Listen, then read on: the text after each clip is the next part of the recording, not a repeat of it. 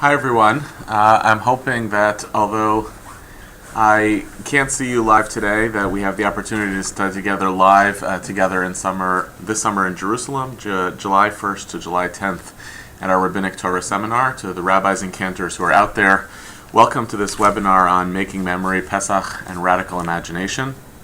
I am sure that many of you are deep into your spiritual and physical preparations for Pesach, and we're grateful that you took the time today to learn with us a little bit on some of the ideas that could be helpful to you in your Pesach preparations, and if not, just some good Torah. I want to think today about the central ritual of Pesach, which is about telling a story in order to preserve it.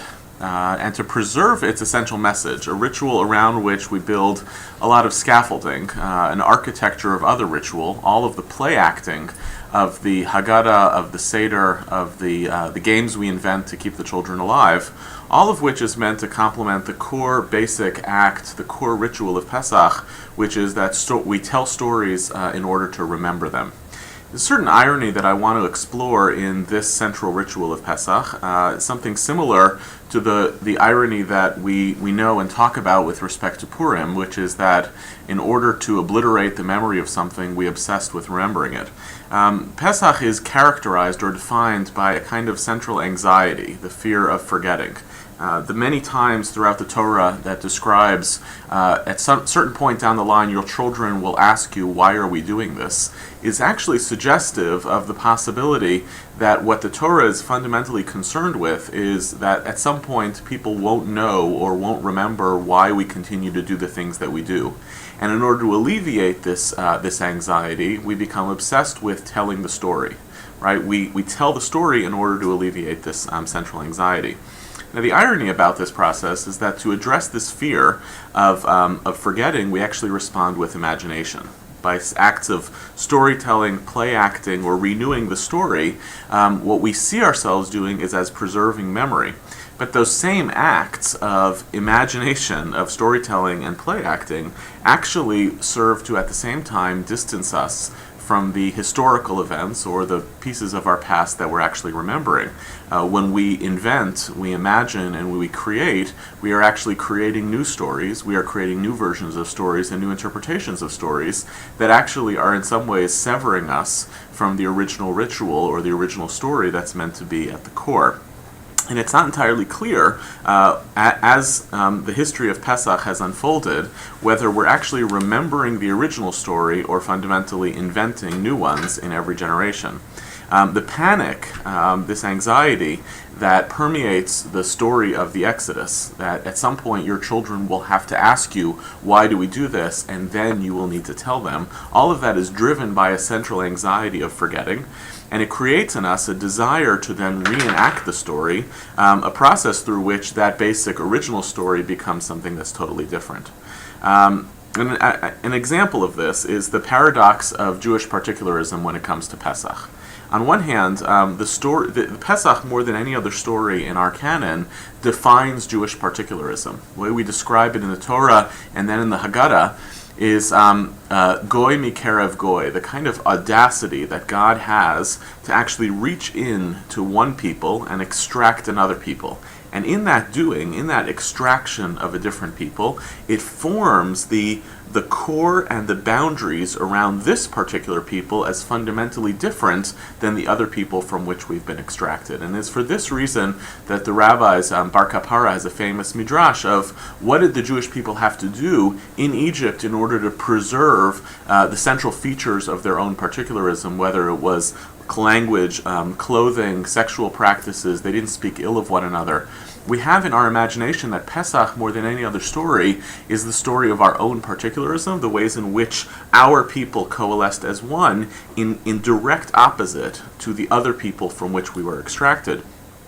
And at the same time, even though it's the story of Jewish particularism, it has become the template for the most widely universalized Jewish narrative that exists, right? More than any other pieces of our story, the story of Passover has been adopted.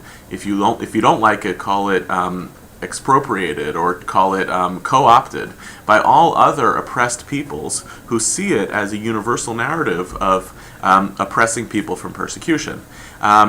the irony is that the same story that imagines itself as being a story about particularism lends itself quite easily to becoming a story that's widely universalistic. I think that actually is a useful analogy for the general phenomenon or the general problem of what it means to be motivated by a certain anxiety about what is going to be lost about your story in this past, and then how we respond to that ultimately winds up, it may actually salvage the memory of what we have, but actually translates into something different. So are we actually remembering the story when we turn it into something that features a radical reimagination, or has it become something different? Put more broadly, how do narrative in general and the process of storytelling preserve memory, and how do narrative and storytelling redefine memory or turn it into something different? And if we want to be really definitional about this, what's the relationship between memory, which we think about as holding on to something from the past, and imagination, which we imagine to be something totally different? Memory, as we tend to think about it, not just Jewishly, but scientifically, oftentimes it hints at the notion that I'm trying to kind of take a snapshot in my head, a mental negative, a reverse image of what happened. And the better I do at holding on to that memory, the more authentically I've been able to preserve what has come before. Imagination, in contrast, we imagine as something totally different. When we talk about imagination, we don't want to feel constrained by the images that are currently in our head. We want to be motivated or animated by images that were never before possible. And so on one hand, we know that this holiday is about preserving a memory. On the other hand, our rituals are very much defined by acts of imagination, which we talk about as being expressions of memory, even if the consequence is they're actually doing something very different to the very past that we're trying to hold on to.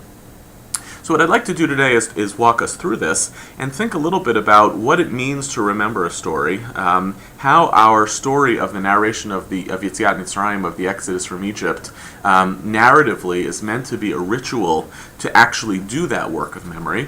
I want to look at the problematic, which is what happens when the ritual that we use in order to preserve memory actually becomes destructive to the memory itself. And I'll make some editorial comments about how sometimes the ritual of Pesach, which we think is the way in which to hold on to the story, is actually distancing us profoundly from that story itself. And ultimately try to come back to how narrative can repair ritual, how doing a story correctly enables us, telling a story correctly, enables us to retain the core values that we are trying to transmit from generation to generation, leave behind the pieces of the story that are actually not only not useful, but in some ways destructive to what we're trying to do, and ultimately try to come full circle on how we can think about imagination as a tool of memory rather than destructive to memory. So first I want to look at this notion of memory anxiety, that we are fundamentally concerned throughout the story of the Exodus from Egypt, and animated by a fear, a fundamental fear of forgetting. And this becomes pretty explicit in the 12th chapter of the book of Exodus. It's actually a remarkable chapter, in part because if you read in the previous chapter of chapter 11, what happens on the action level of the Exodus from Egypt is that we've had this building momentum of the Exodus as it's about to be transpired. We've had 9 out of the 10 plagues have actually become committed. In chapter 11, God says to Moses, "I'm going to give one more plague on Pharaoh and the Egyptians, and they will send you out." Moses says in 11:5, "We're going out. The firstborn are going to be struck down." God says Moses won't listen, we're about to do the miracles, and you would imagine that the next step in the process is the Exodus from Egypt. And then you get almost like the camera shifts into a different direction, and you get the instruction that comes from God to Moses and to Aaron to speak to the people and say, "This month for you is the first of months." What you get essentially a shifting of the narrative. If you took it from a biblical scholarship perspective, it sounds like a shift to a different authorial voice, but from the standpoint of the text as thinking that it's actually preserving an internally coherent narrative, what the message that becomes implicit is that the ritual, the highly staged ritual that we're about to see about the sacrifice of the Passover offering, is meant to be preceding the actual event of the Exodus from Egypt. That what we do to mark and commemorate the story is actually deeply intertwined to the actual historical event itself. It also suggests that it's an act of faith. That's a key feature, I think, of the sacrifice of the Korban Pesach, the Pesach offering, is that it's meant to be deliberately conducted by the Israelites before they actually come out of Egypt, unlike a ceremonial or a celebratory sacrifice, which, that's easy. God did something miraculous for me, and now I offer a sacrifice to thank God for what God has done. This one is meant to be the final act of faith, the basic commitment that the Israelites make while they are still located within the land of Egypt, as the very mechanism that catalyzes God's action. Almost like if you now finally take the last step forward, God says to the people of Israel, I will then do my part of the bargain and pull you out. What it does, however, to us conceptually, is it places ritual at the center of the actual historical narrative itself. That when we are doing a Korban Pesach 500 years later, or metaphorically when we do a Pesach sacrifice through our Haggadah 2,000 years later, we actually see our ritual not merely as a means of remembering the historical event from chapter 11 and chapter 13. We actually see that we're doing the ritual as a means of participating in the very historical event itself. The memory anxiety comes primarily at the end of this chapter, because the first section of the chapter describes all of the detail of the lamb has to be without a blemish. You take the blood of it and put it on the doorpost. You have to eat it all the same night. You can't leave any over it till morning. There's an anxiety that permeates the beginning of this chapter on the components and dimensions of the ritual. Now, this is not surprising because ritual always promotes anxiety.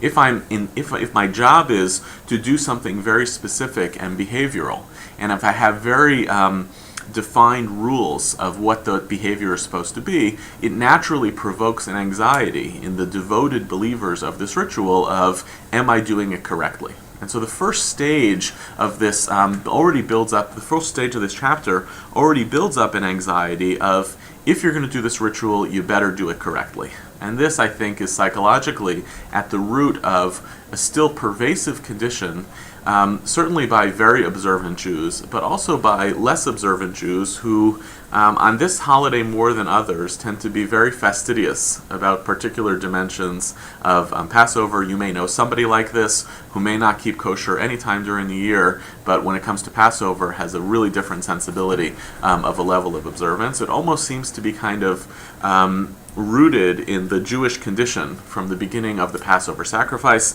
If you're going to do it, don't eat any of it raw, cooked in any way with water, but roasted, head, legs, and entrails over the fire. We are told that this ritual has to be conducted in a very explicit way. And it goes on, this is how you shall eat it. You shall tell the story of why it is you do it. This shall be a remembrance. It goes through then the obligation that this become a festival over time. Again, in terms of the internal narrative of the book of Exodus, it's very strange because the Exodus hasn't happened yet, but we are still being narrated that you are going to start telling the story of the Exodus even before it's actually happened. And then you get this profound moment at chapter 24, which says as follows, you shall observe this as an institution for all time, for you and for your descendants. And when you enter the land that the Lord will give you, as he has promised, you shall observe this rite.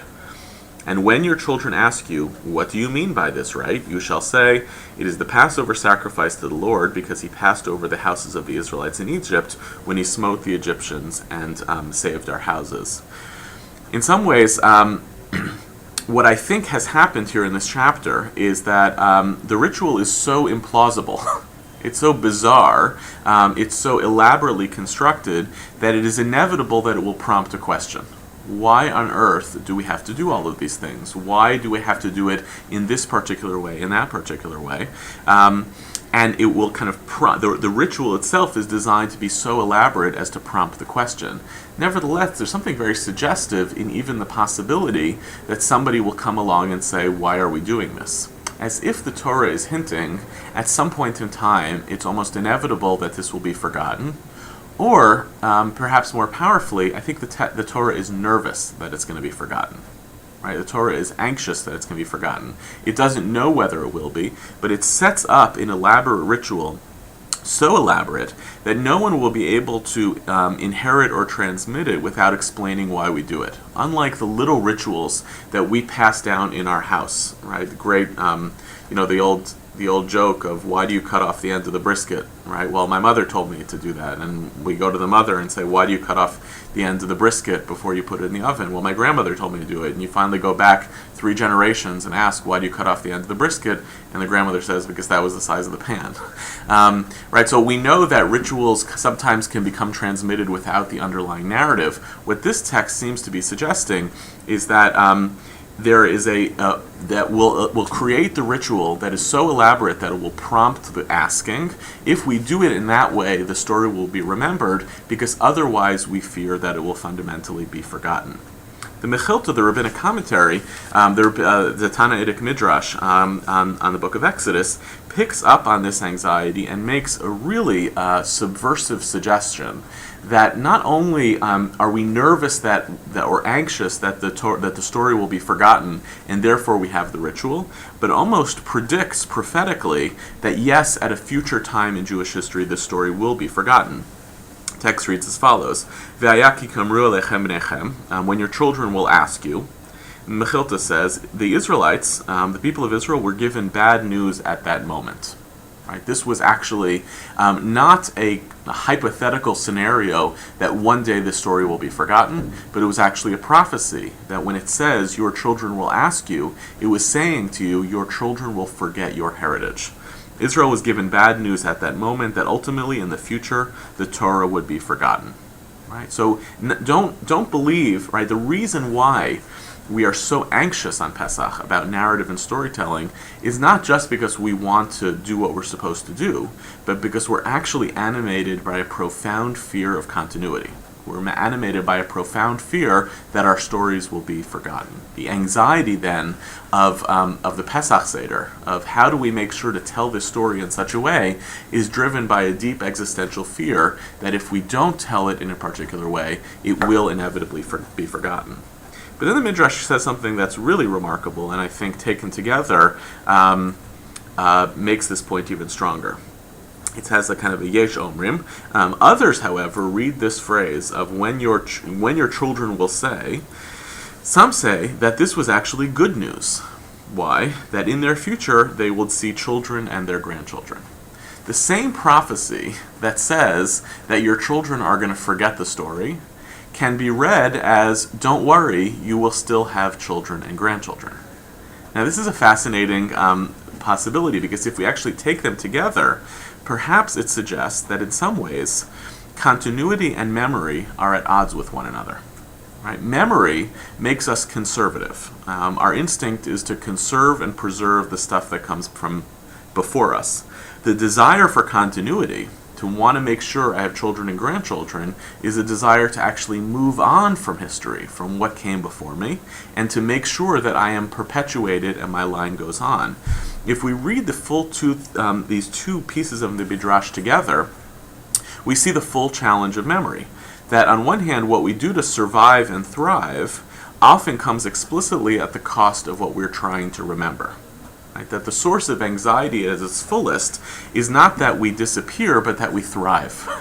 That we actually have children and grandchildren. That's the source of anxiety, that they will actually, the things that we have to do in the present in order to ensure that we have children and grandchildren are not the same things that we might do in order to ensure that the memory of our ancestors is preserved. This would be a very subversive reading of this Midrash, which would take these good news and bad news together. That on one hand, the fact that the Torah says, your children will ask, will signal to us that the Torah will be forgotten, even if it signals to us that we are ultimately going to have children and grandchildren. and that the instinct to remember, to hold on to the old stuff, sometimes comes at the cost of creating the new generation of the people to come. So the question then becomes, how does a people remember, and what do we actually do when we remember, or what do we do to remember? There's a suggestive idea that runs through the book of Exodus that that remembering is not merely what we do as human beings to hold on to a story that came long before us and that was acted upon us, but that in some ways the memory of Yetziat Mitzrayim, of the Exodus from Egypt, that we do through our own ritual is actually an act of imitating God, that God, in God's self, actually also needs to remember the story, and that the ritual acts that we do tie together what God's acting in history, and therefore our remembering of it. Let me try to make sense of this. If you look at the first act of memory in the book of Exodus, actually takes place in the second chapter, and read alone, it's actually quite striking. Right after this is now in the second chapter of Exodus. At the beginning of the book of Exodus, the Israelites are flourishing in the land of Egypt. Remember, they had come under good, welcome conditions. The king dies, and a new king arises. And it says as follows: a long time after that, the king of Egypt died. The Israelites were groaning under the bondage and cried out. Vatal shavatam el ha'elohim min ha'avodah. Their cry for help from the bondage rose up to God. God heard their moaning, vayishma Elohim et nakatam, and God remembered the covenant with Abraham, Isaac, and Jacob. Vayar Elohim et bnei Yisrael, vayeda Elohim. A really remarkable and somewhat strange text that God actually, only after hearing the Israelites cry, only then does God remember the covenant. So that God, the initial forgetting in the story, both the forgetting that we fear is an imitation of God, and the remembering needs a catalyst. In other words, for God to remember and to re-enter the story actually can only happen through physical sensory acts. God needs to hear the cry of the Israelites and then needs to see them, and you see the juxtaposition. God hears and therefore remembers. God sees and therefore knows. Right, so it's actually God needs to hear and God needs to see in order to be motivated to act in history. God needs, kiviyachol, sensory tools to jog God's memory. The Mechilta of the second version of this is in a verse that was in the original chapter that we looked at in Exodus 12, where it says as follows: and the blood on the houses where you are staying shall be a sign for you. When I see the blood, I will pass over you, so that no plague will destroy you when I strike the land of Egypt. The rabbis have a great saying, which is, when they are dumbfounded by something that actually appears in the Torah, it's not uncommon for them to say, had it not been written this way, it would be heresy to say it. And I think we have to read the same verse this way. It's staggeringly implausible, both in Exodus 2 and Exodus 12. Does God really need to see and hear in order to remember God's role in the story?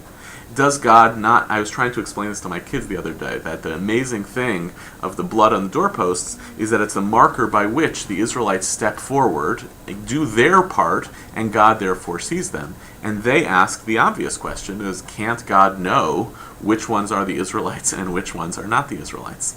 There's something about the ritual act of creating sensory experiences that seem to be not only essential for human beings to do, but seem to be essential for God to participate in an act of memory, which would suggest that when human beings create sensory mechanisms, seeing, hearing, and doing, that when human beings create these sensory mechanisms, they are not merely saying, because of our human fallibility, we do these things in order to be able to remember. We do these because they're an act of imitating God. God also needs sensory tools in order to be able to remember, and therefore we do these things to kind of invite God in. The Mechilta plays this out a little bit further. Again, the rabbinic, the Tannaitic midrash on this place, which acknowledges, isn't everything revealed before God? Right? Does God really need to be able to see and do? So what do we learn from the phrase "I will see the blood"? That as a reward for the commandments that you are fulfilling, I will be revealed and have mercy on you. And then it juxtaposes between this blood and the blood of circumcision at the end of the Midrash. The Mechilta acknowledges, of course, God could remember, but God actually responds to human loyalty and behavior. But I want to take it a step further, which is to say, it's not only that God is responding to human behavior and loyalty by acting in this moment, it's actually that human beings ultimately become imitators of God. This comes echoed in this beautiful passage that I go to a lot from Jonathan Safran Foer's book, Everything is Illuminated, which I think tells a very powerful story about the sensory quality of the acts of memory, which mean to tie us together both to the story itself, to what we might call the canonical story with which we see ourselves as part of the Jewish people, and the imitation of God. That all three of these kind of get taken together. And maybe Jonathan Safran Foer knows this Mechilta, not impossible, but the fact that the blood of circumcision and the blood of the doorpost is juxtaposed is suggested in his passage to this effect, considered a modern midrash, also for use at our seders. He says Jews have 6 senses: touch, taste, sight, smell, hearing, and memory. While Gentiles experience and process the world through the traditional senses and use memory only as a second-order means of interpreting events, for Jews, memory is no less primary than the prick of a pin, or its silver glimmer, or the taste of the blood it pulls from the finger. The Jew is pricked by a pin and remembers other pins. It is only by tracing the pinprick back to other pinpricks. When his mother tried to fix his sleeve while his arm was still in it, while his grandfather's fingers fell asleep while stroking his great-grandfather's damp forehead, when Abraham tested the knife point to be sure Isaac would feel no pain, that the Jew is able to know why it hurts. When a Jew encounters a pin, he asks, "What does it remember like?" Now, if you know the book, you know that a phrase like, "what does it remember like," which is almost a nonsensical phrase, is actually a major feature of how he writes this book, and with a kind of play in language. But what I find suggestive about what Foer is doing in relationship to the Midrash is he's picking up on that the act of memory, much the way in which remembering and ritually reenacting the story originates in the book of Exodus in chapter 12 as part of the story and not separate from it. Here too, and then picking up on the fact that the sensory experiences of feeling, seeing, hearing, and touching are the means by which we catalyze our memory and participate in the story and imitate God. Foer, too, has suggested that this is a core act of what Jewish memory actually consists of, is tying together not just the physical sensory experience with the old story, but tying together the physical sensory experience with as many times as we have that physical sensory experience throughout our history. That we use these sensory experiences to evoke an old and deep sensibility. Ritual, therefore, becomes the marker, the mechanism by which the story itself, we become physically alive in the story itself. It becomes a mechanism where we are not merely using it to jog our memory of a former past, but actually to live out a version of that memory in the present. But there's a risk when it comes to ritual, and a risk when it comes to using ritual as a tool of our imagination. And the risk that comes with ritual is that sometimes we become so fixated or obsessed with the ritual itself that what we're actually wind up doing creates greater distance from the core values or ideas themselves that we are trying to remember. So, for instance, this is some editorial comments. There was a piece a couple years ago by an Israeli rabbi, I don't remember whom, about essentially issuing a halachic ruling about the limits of the amount of time people are allowed to spend cleaning their houses. That the more time that you spend, if you simply let people crazy with the ritual of house cleaning before Pesach, you undermine the total feeling of redemption and autonomy that the Passover Seder is supposed to create and emulate. If we simply allow the obsession with living up to the image of Exodus 12 in our heads, you actually not only ruin your week leading up to Pesach, you not only become paralyzed by a certain anxiety, but if that whole story of preparedness was supposed to connect you to a core memory and experience of redemption, there are very easy ways in which obsession with the minutia can take us very far from it. Similarly, the obsession with the quantity of matzah, wine, maror, or all the other features, I know where they come from as an expression of, and someone there are you can get charts for your Passover table in which you can measure the right amount of matzah you're supposed to eat. I think the argument that a user of one chart would make is, I too am seeing these sensory tools as the mechanism to connect me to the memory of this experience, and I am therefore imitating God. I just need to know how much stuff I need to actually eat, drink, see, and touch in order to kind of cross that threshold. What's the legitimate threshold? But as I'm suggesting, I think there is fundamentally a danger in allowing the ritual itself to no longer be a catalyst for that sensory experience that connects between imagination and memory, but ritual winds up taking us to a place where it actually distances us from what it is that we're trying to remember. So one version of this is a kind of strange story that appears in Gemara Pesachim about a Jew living in Rome, ostensibly during the rabbinic period. And I'll just say, from a historical standpoint, we know very little about this person, whose name is Todos Ish Romi. He has a perfect name.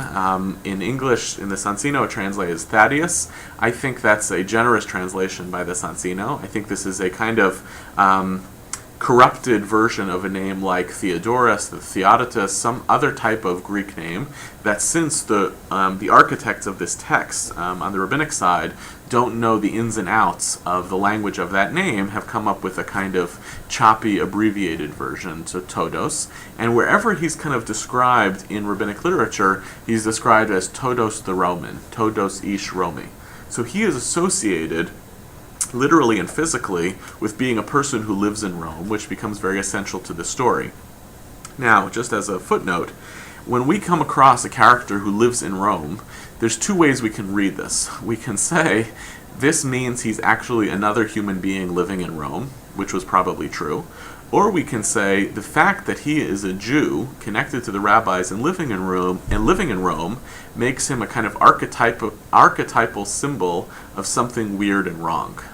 And that's actually been somewhat of the impulse of the way these diaspora characters have been read in Chazal, is what would a Jew be doing living in Rome when Rome is the enemy of the Jewish people? Just a basic historical note, these stories wind up being, as a result, very different in the Yerushalmi than they are in the Bavli. In the Yerushalmi, because the Yerushalmi is a text written in the Roman Empire, the idea that there would be a Jew living in Rome is totally plausible. When you get to the Bavlim, they don't understand what a Jew must be doing living in Rome, and therefore they have to make sense of it in very different ways. In any event, the example I want to show is what happens when a Jew living outside the purview of the rabbinic system seems to take the ritual of Passover to what the rabbis consider to be an inappropriate place. The Mishnah says as follows at the end of the Mishnah in Pesachim. Where there is a custom to eat roast meat on the night of Passover, one may eat it. Where it is the custom not to eat roast meat on the night of Passover, one may not eat it. This became an Ashkenazi Sephardic divide. There are still Mizrahi and Sephardic communities that eat roasted meat on the night of Passover as a means of remembering the Korban Pesach, the Paschal offering. There are Ashkenazi communities predominantly have the minhag not to eat roasted meat at the Seder night, because you want to avoid the perception that you think you're actually doing the Passover sacrifice, and you want to acknowledge that there's a difference between trying to remember something and trying to actually do it. In that whole very divide, we hear the anxiety of memory. that on one hand, we want to try to hold on to the core story. We want to do sensory ritual acts which connect us to that core story. And on the other hand, we don't want to deceive ourselves into thinking that the act of imagination, of reenactment, has actually ultimately distanced ourselves from the original core of what we're trying to remember. But the Mishnah at this stage of time is relatively agnostic about the choice of whether you're going to eat roasted meat or not. It's defined primarily by community custom, right? And the rabbis there are trusting that in the scaffolding that's created by community, we actually can do a pretty good job. We can crowdsource the effectiveness of how we do memory. If we're actually surrounded by people who share the ritual norms of how our community is going to create memory, then we feel less anxious that any particular ritual version of it is going to actually pervert the memory we're trying to create. So now, in the Gemara, when the Gemara picks up on this, and asks about roasting meat on Passover. If you go down to Rabbi Yossi says, Todos ish romi, am I here? Todos ish romi hinhiget b'nei romi le'echol gediim mekulasin b'leilei Pesachim. Todos, it turns out, was instructing the people of Rome, the Roman Jews, to eat what's called helmeted goats, gediim mekulasin b'leilei Pesachim. One interpretation of what a helmeted goat means is that the way you would roast the animal is that you would I have very limited knowledge on roasting whole animals, but that you would kind of turn the head inwards in such a way that it would look as though the animal actually had a helmet on its head. And a different interpretation, the one that I prefer, is that this word mekulasin doesn't mean helmeted, but means crucified. It's actually picking up on the Greek word of xulos, which means the cross, and that what he was ultimately doing was crucifying before it became crucifying would have been not only a way to kill people, but also a way to roast an animal. The problem becomes, right, in those different interpretations, is the problem of what Todos is doing in Rome merely that they're roasting whole goats, and it looks like they are doing the Passover sacrifice outside of Jerusalem, as the text will suggest? Or is the problem here that he's doing something that the rabbis are anxious about because it's starting to look like what an early Christian would do? Right? Because early Christians adopt the symbol of the Passover sacrifice as the core metaphor for Jesus Christ in the crucifixion, who's described as a Lamb of God, who the crucifixion kind of literally and physically plays out a message of a sacrifice that we do as an act of faith in order to bring about divine grace. So since the Christians have already kind of adopted this midrash, is there an anxiety underlying this text that sacrificing a whole goat in this way is not only a problem because we don't do sacrifices outside of Jerusalem, but it's also a problem because it looks vaguely syncretistic to the rabbis as something that shouldn't be done. So Todos ish romi, however, was telling the Roman Jews to eat these roasted goats on the night of Passover. Thereupon the sages sent a message to him saying, if you were not Todos, we would proclaim the ban against you because you make Israel eat sacred flesh outside the temple.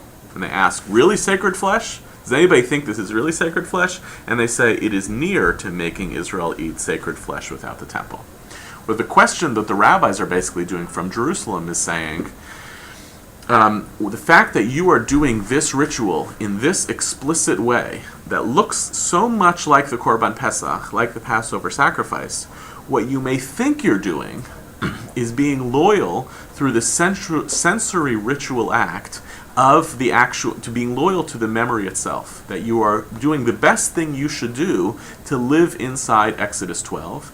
And even if the scenario and the setting has actually changed, right? Even if I am living in the world of imagination and not actually living in the time of the Exodus from Egypt, I'm being fundamentally loyal to that memory. And what the sages are saying is actually you're doing something transgressive, right? By doing it outside of the land of Israel, and by doing something that seems so similar, resembles so intensely what would have been the sacrificial practices in the temple, you're actually, and the words are very suggestive, you're making Israel, it seems like you're near to making Israel eat sacred flesh.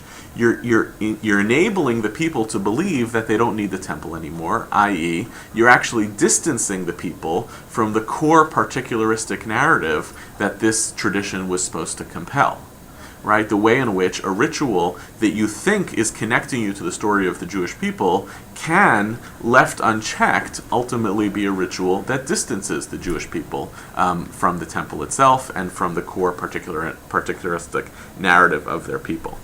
Right? So here, Todos's transgression is he has, at least from the perspective of the rabbis, is that even and this here you see the thin boundary between good ritual and bad ritual, right? Of the way in which the ritual act that means to build the bridge between memory and imagination can sometimes fall so close, too far on the imagination side, that it pulls people away from what it is they think they're remembering. The rabbis are anxious in this text that when you take your own version of the Pesach ritual too seriously, when you are too literal of a reader of even Exodus 12, you ultimately actually wind up pulling yourself out from the way that that story is supposed to unfold.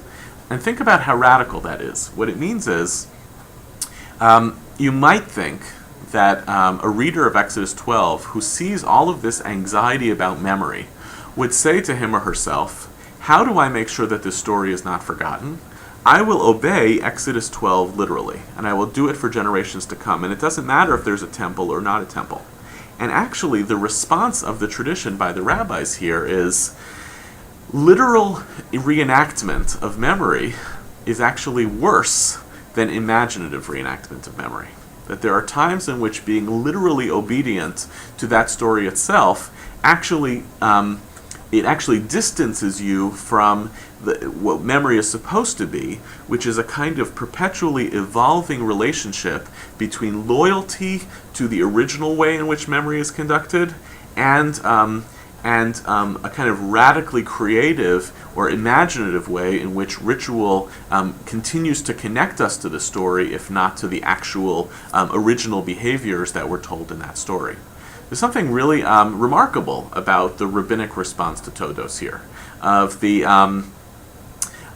willingness to say, even what we see the rabbis as traditional forces, the willingness of the rabbis to say, being a literalist to how you think this is supposed to be remembered actually is a means of distancing yourself from the original story. So if we want to come full circle, the resolution of this, how do we put these three pieces together? The ritual that enables us to connect in a sensory way to the story that we're trying to preserve. Memory, which connotes holding on to something original that we're trying to make sure we don't lose hold of. And imagination, which is the process by which we wind up seeing and doing things totally different than the one that came before, but as we saw in this Todos story, is the mechanism by which memory is supposed to be conducted. If we want to do this, we have to find a language and a way to articulate that ritual only accelerates memory. Ritual only makes memory work when it expresses the values we're trying to remember, rather than conflicting with them or undermining them. I'll repeat that. Ritual only accelerates, ritual only preserves memory when it expresses the values we're trying to remember, rather than conflicting or undermining them. Now, this may seem intuitive, but in lived practice, it's not always intuitive. Ritual has to, in order to work in the context of memory, has to bridge between the core story that you're trying to remember and the values we're trying to live out in the world. And the best version or best articulation of this actually happens later in Exodus 12, which is the last source that we'll look at. So now, remember, as I said, you had the building arc of the story in Exodus 11, this interruption for this ritual and the presentation of memory anxiety in Exodus 12. Then, in the middle of the interminably long Exodus 12, God then brings the Israelites out of Egypt, and then we go back to the speech. So you have the story, speech, story, and now back to the speech. And the speech is the instructions of how the Israelites are supposed to remember the story. And you hear the constant intertwining in this whole long Exodus 12 between the historical narrative and our roles as narrators and ritual performers of the mitzvot themselves. And the amazing thing that happens at the end of Exodus 12 and the beginnings of Exodus 13 is as follows.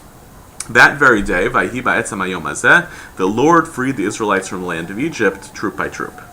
And then the strange thing happens. So now the Israelites have come out of Egypt, and now God gives them their first instruction. The Lord spoke further to Moses, saying, "Consecrate to me every firstborn, man and beast. The first issue of every womb among the Israelites is mine."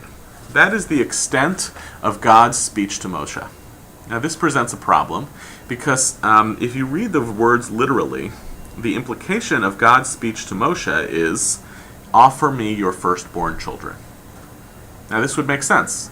God has basically took out the Israelites on condition that the Egyptians lost their firstborn children. And so maybe, I don't think it's heresy to say, what God has basically said to Moses is, payback. They lost their firstborn children, and now you have to give me your firstborn children. There's no indication anywhere else until now where we received in the Torah that the phrase Kadesh li kol bechor and the sentence li hu would mean anything other than consecrating to God through sacrifice.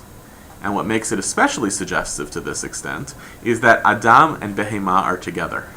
How do you give an animal to God? You sacrifice it. How would God demand that you give a sacrifice of a human being? Perhaps by sacrificing it. I want to suggest, perhaps heretically, that the original commandment of Kadesh li kol bechor is God saying to the Israelites, it's time to give us back your firstborn children. This was the cost of your exodus from Egypt. But Moshe does something remarkable and does a kind of spiritual modeling of what it means to take a narrative tradition and an obligation that comes from God and translate it through the language of your own values into something that you actually can do. Moshe dramatically changes God's message. This is like the most explicit version of broken telephone between God and Moshe that we have in the Torah. God says one very basic message, and Moshe turns it into something different. What does Moshe say? Now you can imagine Moshe saying, how am I supposed to take this commandment that God has just given me to Kadesh li kol bechor? How am I going to sell it to the Israelites? How do I turn it into something they can actually do? And how do I connect it to the whole story that we're trying to live in? And so instead of saying, God said, give me your firstborn children, instead the first word that God says is Zachor. Remember this day on which you went free from Egypt, the house of bondage, how the Lord freed you. You go free on this day in the month of Aviv. So when the Lord has brought you into the land of the Canaanites, the Hittite, the Amorite, the Hivi, and Yebusi, which he swore to your fathers to give you, a land flowing with milk and honey, you shall observe in this month the following practice. So first, Moshe does, the first thing is, memory becomes the catalyst for why people should listen. The first ritual act that they do is not Kadesh li kol bechor, but the first thing you have to do is remember and reintegrate yourself into the story. And once you've then positioned yourself to be able to perform this payback of Kadesh li kol bechor, only is when you've become established in the land of Israel. So the first thing Moshe does is he punts. This is only going to happen once you're actually established in the land of Israel. And then the second thing he does is he creates a whole other architecture of ritual that has no relationship to Kadesh li kol bechor. This is what you might call a soft sell.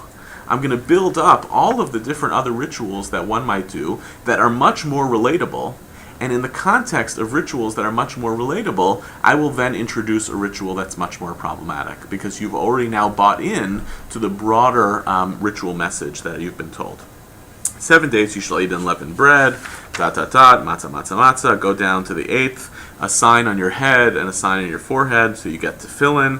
You'll keep this institution from year to year. And now, only in verse 11, do we actually have Moshe playing out the original commandment that he was given. When the Lord has brought you into the land of the Canaanites, as he swore to you to your fathers and has given it to you, you shall set apart for the Lord every first issue of the womb. Right now, I hear, finally, Moshe is conveying to the people what God had told him to do. Every male firstling that your cattle drop shall be the Lord. Every firstling ass redeem with a sheep. Non-kosher animal, kosher animal. If you do not redeem it, you must break its neck. and you must redeem every firstborn male among your children. Moshe does a remarkable thing. Moshe takes his own moral values, which is that human beings are different than animals. We don't sacrifice animals. We don't sacrifice human beings, even though we sacrifice animals. And he uses his own moral intuition, or at least it seems that way, to mediate a commandment from God in order to be able to perform it. As if to say, if the original commandment was something that was unperformable, my alternative is to either be radically obedient to it or to reject it. Instead, and I think we learned something very powerful about the process of narration, Moshe says, in order to be able to obey the impulse of God's commandment, I have to connect it to a memory story, a narrative that people connect to, a set of mitzvot that they're already willing to do, and then I have to translate it into a different moral vocabulary that enables me to actually be able to live it out. Right? And then, and without any apologetics, Moshe has now turned what seemed like a commandment for human sacrifice into a split between redeeming your firstborn children by putting $2 silver in the Kohen's hand versus actually sacrificing your animals. But what ultimately then finally brings it full circle is then when your children will ask, what does this mean? You can tell them the story of the firstborn children. Moshe realizes that for the people Israel to perform the mitzvah of Kadesh Likol Bechor, they need to feel invested in that story. They need to see their own part of it. They need to see their own history. And the answer is, since the Lord slew every firstborn in the land of Egypt, the firstborn of both man and beast, therefore I sacrifice to the Lord every first male issue of the womb, but redeem every firstborn among my sons. Moshe rationalizes, translates, and ultimately narrates an almost unachievable mitzvah for the people Israel through the prism of memory and through a mechanism of ritual to which they can relate. The fundamental last idea, which I'll share, is that ritual is meant to give voice to the hybrid between the story itself, what actually happened in history, and the values we're attempting to live out in the world. And so in the context of our tradition, it's not that memory sees itself as being challenged by imagination. Memory actually sees itself as highly intertwined with, if not defined by imagination. Right? For Moshe to be the analogy I'm drawing here from the end of Exodus 12 is that if we started off thinking about memory as a fundamentally conservative act, similarly, the conservative approach that Moshe would have taken here would have been, God said do X, now I'm going to try to get the people to do X. But actually what Moshe does is this incredible willingness to say, God wants us to do X. How do I hold on to the spirit of what God wants us to do by tying it into a story that we can feel connected to and turning it into something that's actually doable? Right? We saw on one end, Todos modeled a risk of you're just being way too loyal to the actual ritual itself as something that ultimately distracts me from the active imaginative memory that makes this story come alive. Todos signals one risk, and Moshe signals the other extreme. A couple of questions? Okay.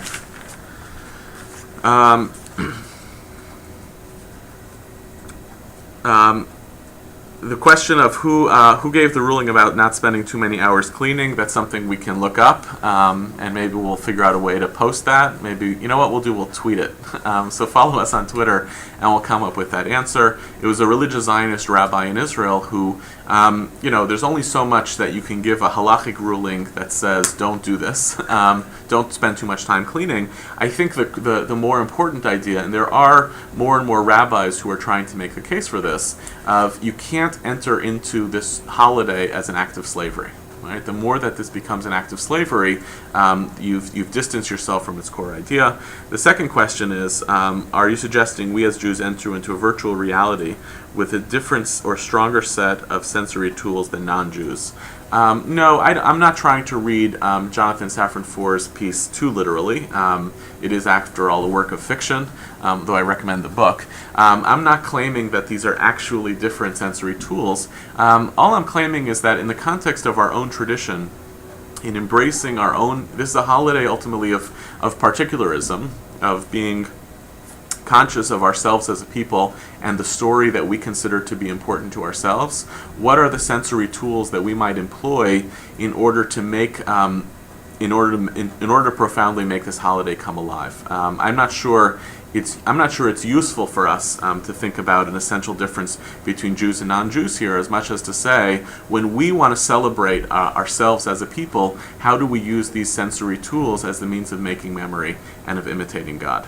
So I'll conclude with this. I opened with the suggestion that Passover is actually driven by a memory anxiety, a basic fear that the story will one day be forgotten, which is played out by virtue of the fact that we continually get the question, our children will forget, and they'll have to ask us these questions, and it's ramped up by the Mechilta, by this suggestion that even if we're good at continuing our people, that may come at the cost of actually forgetting our story. I tried to suggest that the ritual of remembering is actually an act of imitating God. It puts ourselves, and the fact that we need sensory tools is not just because we are limited in the fact that we are human beings. The reason we have these sensory tools is not just because of our limitations, but because we're actually imitating God. We looked at an example in Chazal from Todos of the way in which ritual taken too far can actually undermine memory, and ultimately came full circle with Moshe's narration of the story as a means by which the ritual, the storytelling, and our own power of imagination and values enables us to make the story come alive for generations to come. Thank you, everybody. Chag Sameach, a happy Passover, and we hope to see you this summer at the Shalom Hartman Institute.